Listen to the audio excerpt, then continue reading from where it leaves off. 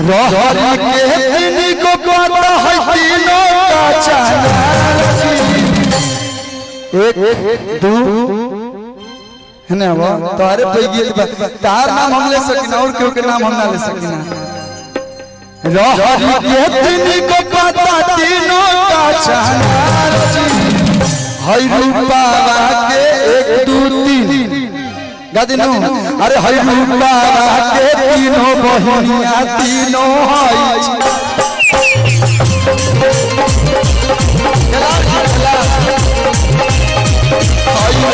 तीनों बहिनिया तीनों हई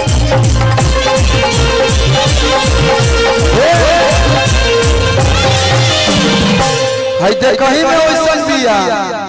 एको हिया ओइसन ओइसन एको हिया खेलाजी गवाला न एको हिया ओइसन ओइसन एको हिया खेलाजी देखे में जतना है सुथर लागतिया ना दादा ना नहीं दादा नो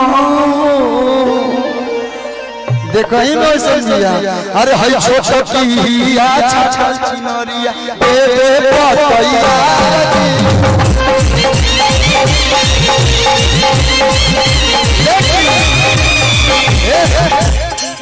अच्छा एगो साफ सुथरा साफ सुथरा कितनी डाकलो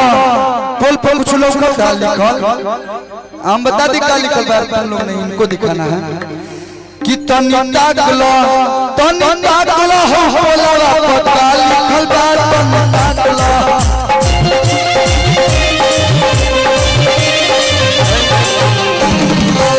अतवार लिखल बा सोमवार लिखल बा संडे मंडे समझ में आता है ना रुको तेरी मेरी में क्या हम कुछ गाओ कि अतवार लिखल बा हो सोमवार लिखल बा तारा बहिना के 70 गो हतार लिखल बा अतनियो डाकला देवली हम बच्चा लिखल बा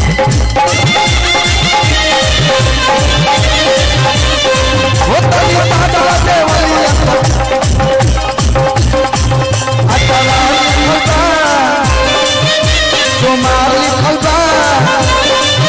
तारा खातिर है 70 गो हतार लिखल बा तनियो डाकला देवली हम लिखल बा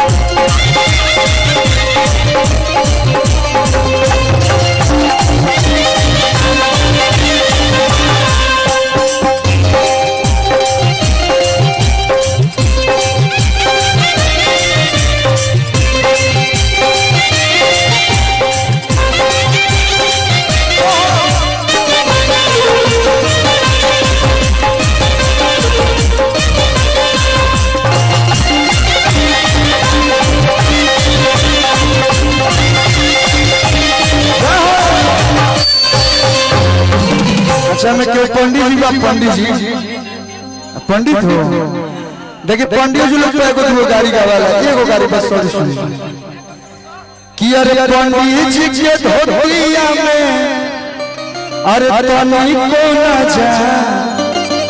सुना सुना जा जमा झलकता धोती देखा अरे हई उड़ता समा धर धर जा जमा लेकिन एगो हम गीत बोल रही साली जी सारा क्रम में गीत रहे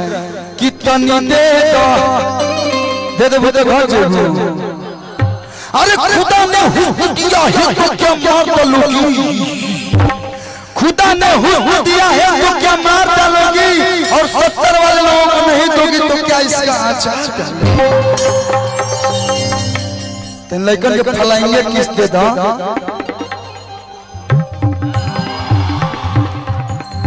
देखी का कहा लजात तो ऐसे हां वो एबरा बेसिक फोर्स में बने तनी मनी दे दे प्यारे दे दे तो घट थोड़े ना जाए प्यार बांटने का मन होता है कि तनी दे दो साली सहारा करो तनी दे दो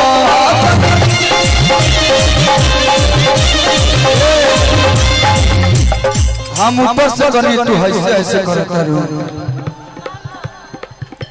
ई हाय पकड़ेबो तो हाय पकड़े वाला होला हाय पकड़ेबो तो कहां कहां पकड़ले सब हमार दोस्त नहीं के कितनी दे दो ये साली सहारा करो तनी दे आयो चॉकलेट लगेली चॉकलेट लगेली चॉकलेट लगेली हो चॉकलेट लगेली